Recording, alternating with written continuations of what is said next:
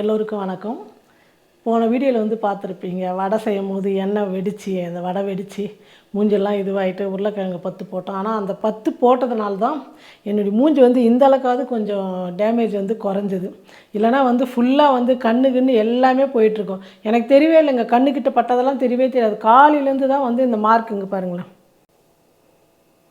இங்கே இங்கே அப்புறம் இந்த இடத்துல கொப்பளம் மாதிரி வந்துடுச்சு. இதெல்லாம் பாருங்கள்.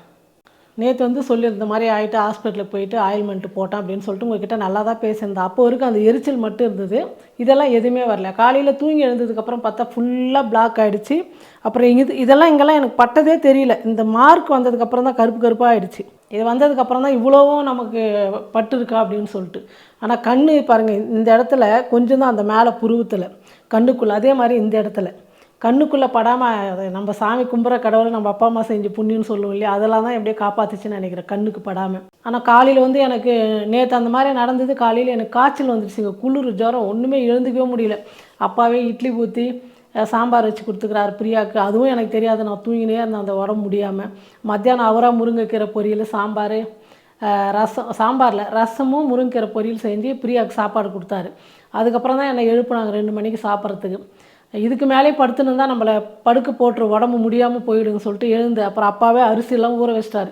ஏற்கனவே வந்து மலர் டிஃபன் சென்டரில் வந்து நான் அரிசி ஊற வச்சு அரைச்சி காமிச்சிருப்பேன். அதே அளவு வந்து அப்பா பார்த்தா நான் செய்யும் போது. அதுக்கப்புறம் நான் இல்லைன்னா கூட அவர் ஊற வச்சு எல்லாம் கழுவி எல்லாம் வச்சுட்டா கூட நான் மாவு அரைச்சிடுவேன். அவரே ஒவ்வொரு நாளைக்கு அரைச்சியும் போட்டுருவார். அந்த மாதிரி தான் இன்றைக்கி வந்து மாவு காலையிலையோட ஒரே ஒரு 2 தட்டு தான் வந்ததா இட்லி. அது வரைக்கும் வந்து அவர் அரைச்சிட்டாரு, இட்லி ஊற்றிட்டார் காலையில். அப்புறம் மதியம் வந்து காலையிலே வந்து அரிசிலாம் ஊற வச்சுட்டு இருந்தார். இப்போ நான் எழுந்ததே 2-3 மணிக்குன்றதுனால அதுக்கப்புறம் சரி இப்போ அரைச்சிக்கலாம். இப்போ வந்து டைம் வந்து 7 மணிக்கு மேலே ஆகிடுச்சு. அப்புறம் நான் வந்து காலையில் இல்லை, நேற்று இந்த அசம்பாவிதம் நடக்கிறதுக்கு முன்னாடி ஊற வச்சுதுங்க. இது சிகப்பரிசி வந்து கொழுக்கட்டைக்காக நைட்டு அரைச்சி மாவு எடுத்து ஃப்ரிட்ஜில் வச்சுடுவோம். காலையில் வந்து புட்டு செஞ்சுக்கலாம். சிகப்பரிசியில் புட்டு வந்து ரொம்ப நல்லாயிருக்கும், உடம்புக்கு நல்லா சத்து. அதனால் நான் நேற்று ஊற வச்சேன். நேற்று சாயங்காலம் இந்த எண்ணெய் வெடிக்கிறதுக்கு முன்னாடியே நான் வந்து ஊற வச்சுது. இந்த மாதிரி ஆனதுனால அது வந்து பண்ணவே இல்லை. இப்போ தான் இதை வந்து காய வச்சு துணி மேலே ஈரம் இல்லாமல் மிக்சியில் போட்டு அரைச்சி ஜலிச்சுக்கு வேணாம். புட்டுக்கு வந்து கொழுக்கட்டை தான் நம்ம ஜலிக்கணும். புட்டு செஞ்சால் கொஞ்சம் ரவராகவே இருந்தால் தான் சாப்பிட்றதுக்கு நல்லாயிருக்கும், உதிராக இருக்கும். அதை தான் அரைச்சி இப்போ நைட்டுக்கு வந்து ஸ்டோர் பண்ணி வச்சுட்டா காலையில் வந்து புட்டு நம்ம செய்யலாம். அப்பா வந்து உளுந்து ஒரு முறை போட்டார் அவர், நான் கொஞ்சம் ரெடி ஆகிட்டு வரேன் அப்படின்னு சொல்கிறதுக்குள்ள உளுந்து வந்து ஒரு வாட்டி போட்டார். நான் என்ன அளவு போட்டேனோ அதே அளவு தான் போட்டுக்கிறாரு. மலர் டிஃபன் சென்டரில் வெறும் டிஃபனே போட்டுக்கிறோம். அதில் தான் நான் வந்து ஒரு 2 வீடியோக்கு முன்னாடி இட்லி போட்டிருப்பேன். 5 டம்ளர் புழுங்கல் அரிசி, இட்லி அரிசி, 5 டம்ளர் வந்து ரேஷன் புழுங்கல் அரிசி, 2 டம்ளர் உளுந்து, ஒரு 1/2 டம்ளர் வந்து ஜவ்வரிசி, 1/2 டம்ளர் வந்து அவல். இது வரைக்கும் தான் போட்டு நான் அரைப்பேன். அதே மாதிரியே அப்பாவும் ஊற வச்சுட்டு இருந்தார். ஒரு இது போட்டு பாதி ஆயிடுச்சு. அப்புறம் பிரியாவுக்கு வந்து மீன் வாங்கிட்டு வந்தோம் பையன். ஏன்னா வேறு எதுவும் நான்வெஜ் அதிகமாக அப்படியே சாப்பிட்றதுனால, மட்டனும் யாருக்கணும் சொல்லியிருப்பேன் சரியா இல்லை, அது சாப்பிட மாட்டேங்குது அப்படின்றதுனால மீன் கொஞ்சம் ஃப்ரை பண்ணால், மீன் குழம்பு சாப்பிடாது அந்த அளவுக்கு நான் மீன் குழம்பு சாப்பிட்றதில்ல, அதில் இருக்கிற மீன் சாப்பிட்றதில்ல. ஃப்ரை பண்ணி கொடுத்துட்டு அதுவும் முள் இல்லாத மீனாக ஃப்ரை பண்ணி கொடுத்தா வாங்கிட்டு வந்து மசாலாலாம் மதியமே வந்து தடவி வச்சுட்டோம். மதியம் ஒரு 2 பீஸ் எங்கள் பையனே பண்ணி கொடுத்துட்டுருக்குறான் பிரியாவுக்கு. நான் தூங்கிட்டேனுங்களா, அதனால் வந்து அவனே வந்து ஒரு 2-3 பீஸ் மதியம் வந்து ஃப்ரை பண்ணி கொடுத்துட்டானா. இப்போ அதே எண்ணெயில் கொஞ்சம் எண்ணெய் இருக்குது. இந்த எண்ணெயில் வந்து இது கூடவே இன்னும் ஒரு 2 ஸ்பூன் எண்ணெய் பத்தாது, கொஞ்சம் எண்ணெய் சேர்த்துக்கின்னு நம்ம மீன் ஃப்ரை பண்ணி பிரியா கொடுத்துடலாம். இப்போ பாருங்கள், அப்பா வந்து அரிசி ஊற வச்சு நல்லா என்னென்ன போட்டு கழுவுனீங்க. நான் எப்போவுமே வந்து லெமன் போடுவேன், உப்பு போடுவேன். நானும் கொஞ்சம் லெமனும் உப்பும் போட்டு கல் உப்பும் போட்டு கழுவிட்டேன். அப்போ தான் அந்த பிசு போடாது. எப்போ இட்லி அரிசி எந்த அரிசி போட்டாலும் ரேஷன் அரிசிலாம் போடும் போதும் உப்பும் கொஞ்சம் லெமனும் போட்டு நல்லா கொஞ்சமாக தண்ணி ஊற்றி, நிறைய ஊற்றக்கூடாது, கொஞ்சமாக தண்ணி ஊற்றி பண்ணணும். எப்பவுமே நான் இல்லைன்னா நான் ஒரு முறை அளவு பார்த்தேன்னா அதே மாதிரி அவர் வந்து ஊற வச்சு கிரைண்டரில் வந்து மாவு அரைச்சிடுவார். கம்மியாக இருந்தால் மிக்சிலையும் அரைச்சி வச்சுருவாங்க. அதை கேட்டுக்கணும். இல்லைன்னா கூட தோசைக்கெல்லாம் நான் என்ன அளவு சொல்கிறேன்னா அதை வந்து போட்டு அவர் மாவு அரைச்சி வச்சுருவாங்க. அதெல்லாம் நமக்கு பிரச்சனை இல்லை. அதனால் அவர் சொல்கிறத நம்ம ஒரு முறை கூடவே அவர் தானே வீடியோ எடுக்கிறாரு, அது என்னென்ன போகிறோன்னு தெரிஞ்சுக்கினா அடுத்த முறை வந்து அவரே எல்லாமே பண்ணிவிடுவார். இப்போ மீன் ஃப்ரை பண்ணிக்கலாம். எண்ணெய் காயட்டும். இப்போல்லாம் எண்ணெயில் செய்யணுன்னாவே அப்பா வெடிக்க போகுது அப்படின்றாரு. அது ஒரு முறை ஏதோ தவறுதெல்லாம் நடந்துச்சு, அதே மாதிரி 8 வருஷமாக பண்ணுறோம். நமக்கு மீறி நடக்கிறது தான் அது.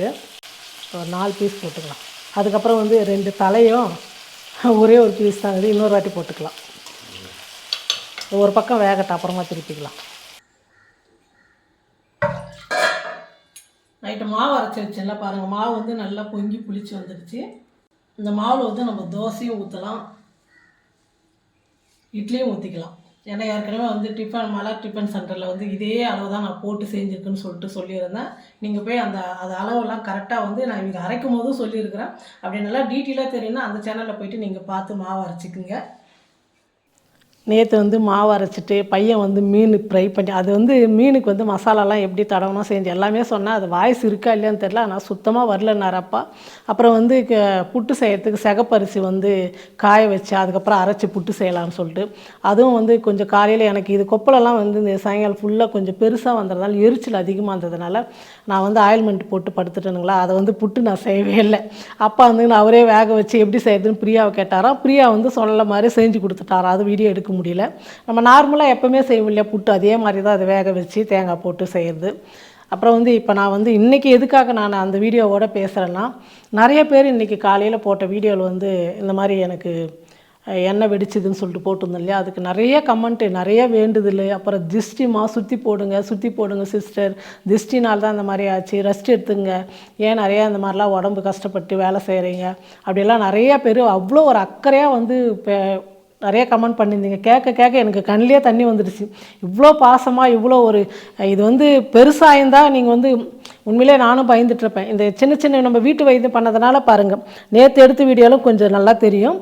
இன்றைக்கி வந்து ஓரளவுக்கு எல்லாமே கம்மியாக இருக்குது. இதெல்லாம் வந்து நாங்கள் பார்க்கவே இல்லை இந்த கண்ணுக்கிட்டலாம். அப்புறம் இப்போ வந்து இங்கே வந்திருக்கப்போ பிரியா பார்த்து சொல்லிச்சு, இது வந்து தெரியல. இப்போ அதுவாக அந்த மாதிரி உள்ளே எதுவாக இருந்து புதுசாக ஒவ்வொன்றா ஒவ்வொரு இடத்துல வருது. இருந்தாலும் வந்து எனக்கு அந்த உருளைக்கிழங்கு போட்டோன்னு சொன்னோம் இல்லையா, அந்த எரிச்சல் இல்லை, ஆயில்மெண்ட்டு தடவணும். இப்போ நிறைய பேர் வந்து எரிச்சலாக இருக்கும், ஆலோவேரா ஜெல் போடுங்க, அப்புறம் நிறைய டிப்ஸ் எல்லாம் சொல்லியிருந்தீங்க, இதெல்லாம் போடுங்கம்மா செய்யுங்க அப்படின்னு சொல்லிட்டு. ஆனால் அந்த ஒன்றே வந்து எனக்கு ஆயில்மெண்ட் போடுறதுல எரிச்சல் எதுவுமே இல்லை, நல்லா தான் இருக்குது, எந்த பிரச்சனையும் இல்லை. அதே மாதிரி இது எல்லாம் போட்டதை விட உங்களுடைய பாசமும் உங்களுடைய வேண்டுதெல்லாம் எனக்கு இவ்வளோ சீக்கிரம் சரியாச்சுன்னு சொல்லுவேன். நிச்சயமாகவே சொல்லுவேன். அவ்வளோ பாசத்தோட சரியாயிடும், ஹாஸ்பிட்டலுக்கு போங்க அப்படி இப்படின்னு சொல்லிட்டு நிறையா நூற்றுக்கணக்கான கமெண்ட் வந்ததுனால அதை படிக்கும் போதே எனக்கு அப்படியே மெய் செலுத்து போச்சு. ரொம்ப சந்தோஷம் இவ்வளோ அக்கறையாக எனக்கு கமெண்ட் பண்ணது. அதை நான் வெளிப்படையாக உங்ககிட்ட நேராகவே சொல்லணும். அந்த நன்றின்றதுனால தான் நான் வந்து உங்ககிட்ட நன்றி தெரிவிச்சுக்கிறேன். இதே பாசத்தோடவும் இதே அன்போடவும் இப்படியே எனக்கு கமெண்ட் பண்ணுங்கள். எனக்கு நீங்கள் சொல்ல தான் வந்து எனக்கு அந்த சோர்வு எவ்வளோ கஷ்டம் இருந்தாலும், எவ்வளோ உடம்பு வலி மனசு வலி இருந்தாலும் ஒரு எனர்ஜியோட வேலை செய்ய தோணுது. எப்படி இதெல்லாம் என்ன பெரிய கஷ்டம், நம்ம மேலே இவ்வளோ பேர் பாசமாக இருக்கிறாங்களா அப்படின்னு ஒரு எனர்ஜி, சந்தோஷமாக நான் வேலை செய்கிறேன். நான் இதே பாசத்தோட அன்போடு என்றைக்குமே என் கூட இருங்க. கண்டிப்பாக உங்கள் ஆதரவு எனக்கு தேவை. இதை நன்றி சொல்கிறதுக்காக தான் இன்றைக்கி 3வது நாள் வீடியோ நான் எடுத்தேன். நான் இது கூடவே வந்து இன்றைக்கி நைட்டு வந்து ஏதாவது ஒரு சமையல் பார்க்கலாம், ஒரு டிஃபனோ இல்லை டின்னரோ எது செய்கிறதுன்னு இன்னும் முடிவு பண்ணலை. இதுக்கப்புறம் போய்ட்டு நம்ம செய்வோம். உருளைக்கிழங்கு மசால் தான் செய்ய போகிறோம். சப்பாத்தி பூரிக்கெல்லாம் ரொம்ப சூப்பராக இருக்கும். அதுக்கு மசால் ஃபஸ்ட்டு நம்ம ரெடி பண்ணிக்கலாம். ஸ்டவ் பற்ற வச்சு கடாயை வச்சுட்டேன். தனியா 1 ஸ்பூன், சீரகம் 1/2 ஸ்பூன். இது கொஞ்சம் லைட்டாக சூடு பண்ணிக்கலாம். ஓரளவுக்கு நல்லா சூடு ஏறிடுச்சு. எள்ளு 1/2 ஸ்பூன், முந்திரி ஒரு 10 இருக்கும், அதையும் சேர்த்துக்கிறேன். தேங்காய் சின்னதாக ஒரு 2 துண்டு எடுத்து பொடியாக கட் பண்ணிக்கிட்டு அதையும் சேர்த்துக்கலாம்.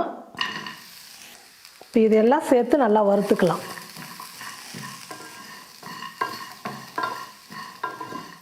பாருங்கள், எல்லாம் நல்லா வறுப்பட்டுடுச்சு. நான் எண்ணெய் சேர்க்காமல் வெறும் கடாயில் தான் நல்லா வறுத்துக்கிட்டேன். இப்போ இது ஒரு தட்டில் மாற்றிக்கலாம். நல்லா சூடு ஆறட்டும், மிக்சியில் போட்டு நைஸாக அரைச்சி எடுத்துக்கலாம். ஒரு கடாயை வச்சுட்டேன். இப்போ எண்ணெய் சேர்த்துக்கலாம். கடாய் நல்லா சூடு ஏறிடுச்சு. எண்ணெய் நல்லா காஞ்சிடுச்சு. கடுகு சேர்த்துக்கிறேன். சீரகம் ஒரு 1/2 ஸ்பூன் சேர்த்துக்கிறேன். பெரிய வெங்காயம் ஒரு 3 வெங்காயம் எடுத்து பொடியாக நறுக்கிக்கிட்டு அதையும் சேர்த்துக்கிறேன்.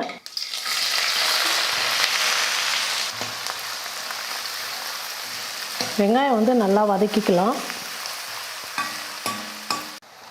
வெங்காயம் பாதி அளவுக்கு வெந்த உடனே தக்காளி சேர்த்துக்கலாம். தக்காளி வந்து 2 தக்காளி கட் பண்ணி வச்சுருக்கிறேன், தக்காளியை சேர்த்துக்கிறேன்.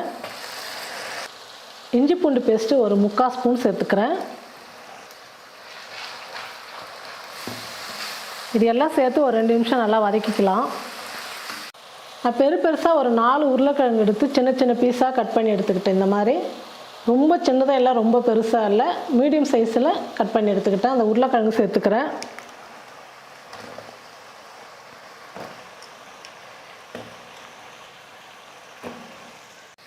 உருளைக்கிழங்கு சேர்த்து நல்லா கலந்து விட்டுட்டு மூடி போட்டு மூடிடலாம். ஒரு 2 நிமிஷத்துக்கு வந்து நல்லா வேகட்டும். நம்ம வறுத்த மசாலாலாம் மிக்ஸி ஜாரில் சேர்த்து நைஸாக அரைச்சிக்கலாம். பாருங்கள், ஒரு 2-3 நிமிஷத்துக்கு நல்லா வதக்கிக்கிட்டேன். இப்போ மசாலாலாம் சேர்த்துக்கலாம். மிளகாத்தூள் 1 ஸ்பூன், கரம் மசாலா 1/2 ஸ்பூன், மல்லித்தூள் 1 ஸ்பூன், மஞ்சள் தூள் 1/4 ஸ்பூன், தேவையான அளவுக்கு உப்பு சேர்த்துக்கிறேன். மசாலாலாம் சேர்த்ததுக்கப்புறம் கொஞ்சம் நேரம் வதக்கிக்கலாம். வறுத்து அரைச்ச மசாலாவை சேர்த்துக்கிறேன்.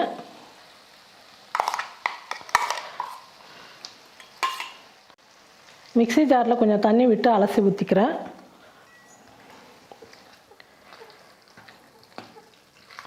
நம்ம முந்திரி எள்ளு எல்லாமே வந்து வறுத்து சேர்த்ததுனால கிரேவி வந்து நல்லா திக்காகவும் டேஸ்ட்டாகவும் ரொம்ப நல்லாயிருக்கும். இப்போ தேவையான அளவுக்கு தண்ணி சேர்த்துக்கலாம்.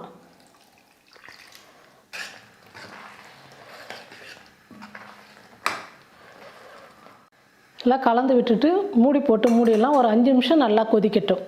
உருளைக்கிழங்கு மசாலா வந்து ரெடி ஆகிடுச்சு. உருளைக்கிழங்குலாம் நல்லா வெந்து வந்துடுச்சு.